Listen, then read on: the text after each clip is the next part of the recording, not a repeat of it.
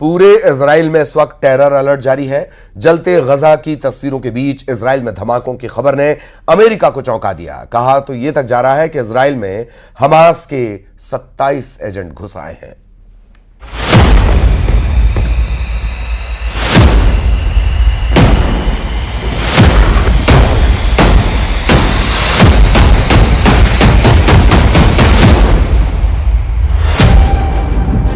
Israel की राजधानी तेल अवीव में फटा बम।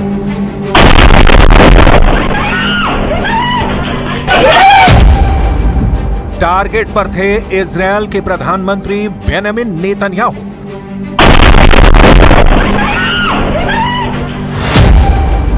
रक्षा मंत्री योव गैलेंट को उड़ाने की थी तैयारी।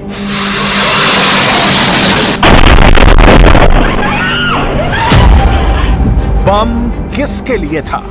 मौत का पैगाम।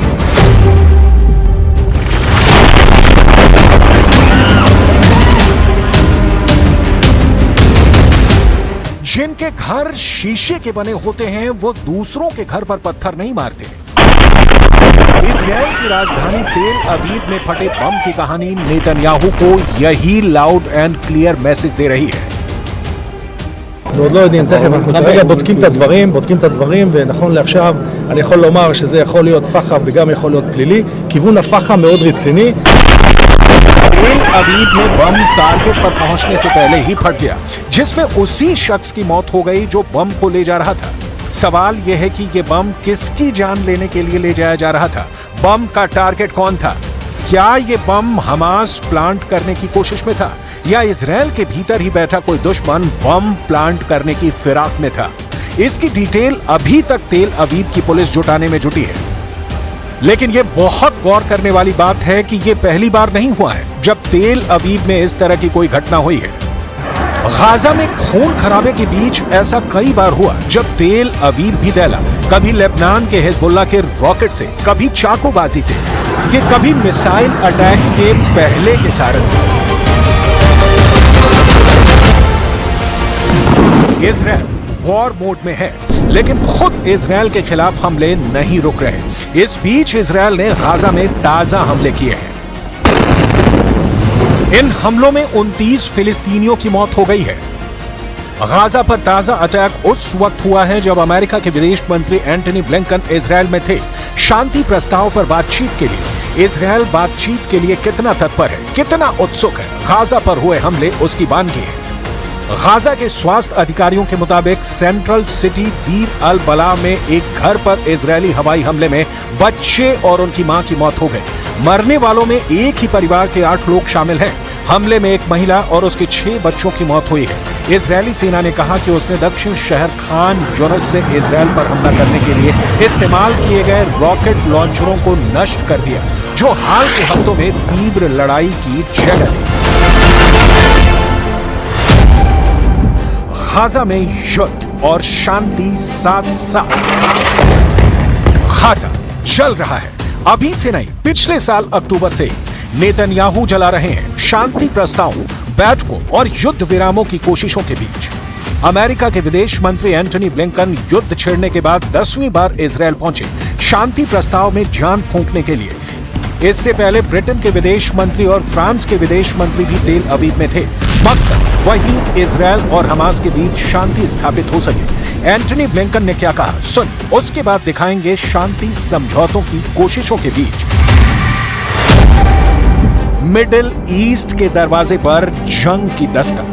This is a decisive moment, probably the best, maybe the last opportunity to get the hostages home, to get a ceasefire, and to put everyone on a better path to enduring peace and security. I'm here as part of an intensive diplomatic effort on President Biden's instructions to try to get this agreement to the line and ultimately over the line. It is time for it to get done.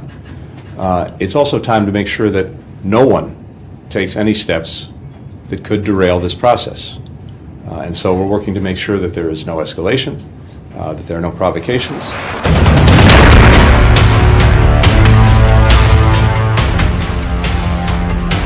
बताया जा रहा है कि Israel के प्रधानमंत्री Netanyahu और अमेरिकी विदेश मंत्री एंटनी ब्लिंकन गाजा के साथ एक समझौते पर मुहर लगाने के लिए नए सिरे से बातचीत करेंगे।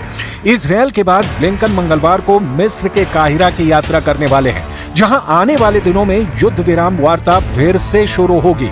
AFP के मुताबिक जॉर्डन और खुद हमास ने भी पश्चिमी देशों से नेतन्याहू पर दबाव बनाने की अपील की है ताकि कोई समझौता हो सके। वहीं इजरायल में भी युद्ध विराम को लेकर कई लोग प्रदर्शन कर रहे हैं। हालांकि नेतन्याहू के सत्तारूढ़ गठबंधन के लिए महत्वपूर्ण धुर दक्षिणपंथी सदस्य किसी भी युद्ध विराम का विरोध कर रहे हैं। पश्चिमी देशों के बढ़ते दबाव और ब्लिंकन के इजरायल में लैंड होने के समय कैबिनेट बैठक में हमास प्रमुख का जिक्र करते हुए नेतन्याहू ने जो कहा, उसे बहुत ध्यान से सुनने की जरूरत है। हमास इस समय तक अड़ियल बना हुआ है। उसने दोहा में वार्ता के लिए अपना कोई प्रतिनिधि भी नहीं भेजा। इसलिए दबाव हमास और याह्या सिनवार पर होना चाहिए, न कि इजरायली सरकार पर। इससे पहले मई के अंत में अमेरिकी राष्ट्रपति जो बाइडेन ने एक फ्रेमवर्क तैयार किया था और कहा था कि यह इजरायल की ओर से आगे बढ़ाया गया है। संयुक्त राष्ट्र सुरक्षा परिषद ने बाद में इस प्रस्ताव का समर्थन किया। प्रस्ताव के तहत शुरुआती 6 हफ्तों के लिए लड़ाई रुक जाएगी। इजरायली जेलों में बंद फिलिस्तीनी कैदियों के बदले इजरायली बंधकों की लेन देन होगी और मानवीय सहायता गाजा पट्टी में पहुंचाई जाएगी।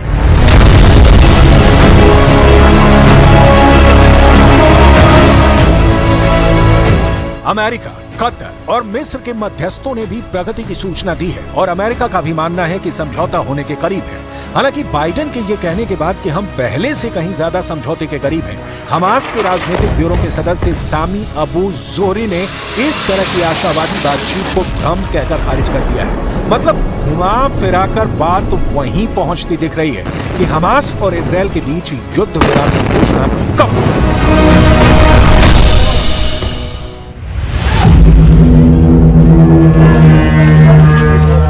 हमास इजरायल युद्ध में अब तक 40,000 से ज्यादा लोग मारे जा चुके हैं।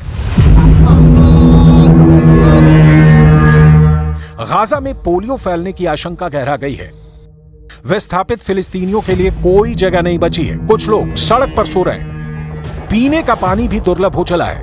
बाजारों में भोजन तो है, लेकिन यह बहुत महंगा है और फिलिस्तीनियों के पास पैसे नहीं बचे हैं। खून, मौत, मातम और सन्नाटा ही गाजा का वर्तमान है।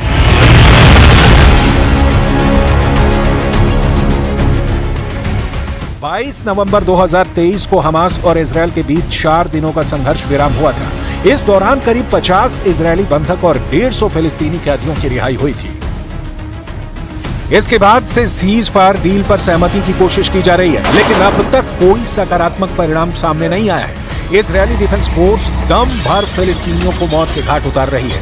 तमाम इंटरनेशनल संस्थानों की मानवीय अपील नेतन्याहू ठुकराते रहे हैं। 10 दिसंबर 2023 को भी अमेरिका, कतर और मिस्र की ओर से एक 3 स्तरीय सीज फायर डील का प्रस्ताव रखा गया था, जिस पर हमास के अधिकारी तो राजी हो गए, लेकिन इजरायल ने इस प्रस्ताव को ठुकरा दिया। उसके बाद नेतन्याहू ने हमास के खिलाफ हमले तेज करने का ऑर्डर दिया था और हमास के अंतिम आतंकी के मारे जाने तक किसी भी तरह से युद्ध रोकने से इनकार कर दिया था। लेकिन उसके बाद जिस तरह से इजरायली डिफेंस फोर्स ने फिलिस्तीनियों को मारा, उसने दुनिया को चिंता में डाल दिया। यही वजह है कि दोहा में 15 और 16 अगस्त को गाजा सीज फायर डील को लेकर बातचीत हुई। हालांकि इस बातचीत में हमास के प्रतिनिधियों ने हिस्सा नहीं लिया। हमास उन 3 स्तरीय प्रस्ताव पर सहमति चाहता है जो UNSC से भी पारित हो चुका है। वहीं इजरायली प्रधानमंत्री ने एक बार फिर नई शर्तें रखी हैं। पश्चिमी मीडिया में छपी रिपोर्ट के मुताबिक इजरायल दक्षिणी गाजा में अपना नियंत्रण बनाए रखना चाहता है। साथ ही नेतन्याहू की मांग है कि वो गाजा में जगह जगह चेक पॉइंट्स बनाएंगे और उत्तरी गाजा में लौटने वाले फिलिस्तीनियों को तलाशी के बाद ही जाने दिया जाएगा। बताया जा रहा है कि इजरायल की इन नई शर्तों की वजह से ही हमास ने सीज फायर डील की बातचीत में शामिल होने से इनकार कर दिया है। सवाल है कि अब आगे क्या होगा? युद्ध विराम होगा या गाजा यूं ही कब्रिस्तान में तब्दील होता रहेगा?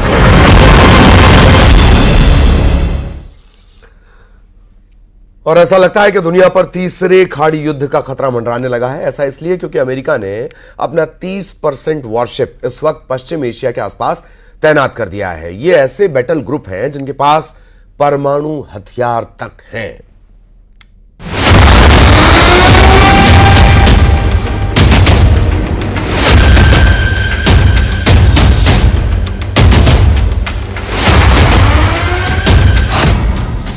क्या अमेरिका ने तीसरे खाड़ी युद्ध की तैयारी कर ली है?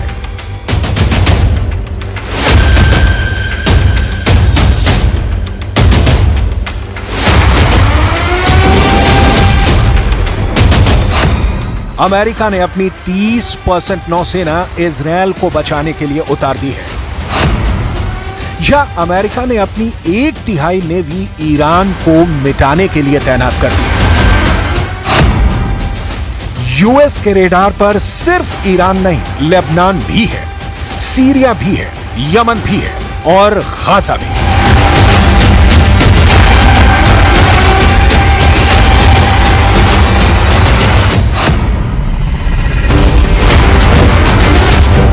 बाइडेन के विध्वंसकों ने इजरायल के दुश्मनों को घेर लिया है। ये इजरायल के दुश्मनों के लिए वाकई बहुत बुरी खबर है।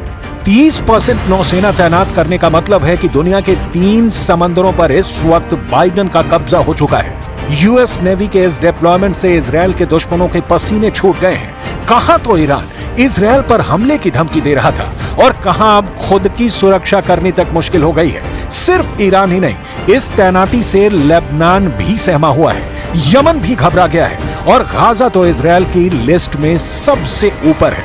इसलिए एक बार फिर सवाल, क्या अमेरिका ने तीसरे खाड़ी युद्ध की तैयारी कर ली है? अमेरिका ने पहला खाड़ी युद्ध 1990 में लड़ा। तब अमेरिका के राष्ट्रपति थे जॉर्ज डब्ल्यू बुश सीनियर और निशाने पर थे इराक के राष्ट्रपति सद्दाम हुसैन। दूसरा खाड़ी युद्ध 2003 में हुआ। तब अमेरिका के राष्ट्रपति थे जॉर्ज डब्ल्यू बुश जूनियर और इस बार भी अमेरिका के दुश्मन थे इराक के राष्ट्रपति सद्दाम हुसैन। 2024 में तीसरे खाड़ी युद्ध की घंटी बज रही है। इस बार राष्ट्रपति जो बाइडेन क्या ईरान को मिटाने की तरफ बढ़ चुके हैं? अमेरिका ने अपने पूरे जंगी बेड़े का 1/3 हिस्सा इजरायल की सुरक्षा के लिए तैनात कर दिया है। इसमें ऐसे जहाज हैं जो परमाणु हथियारों से लैस हैं,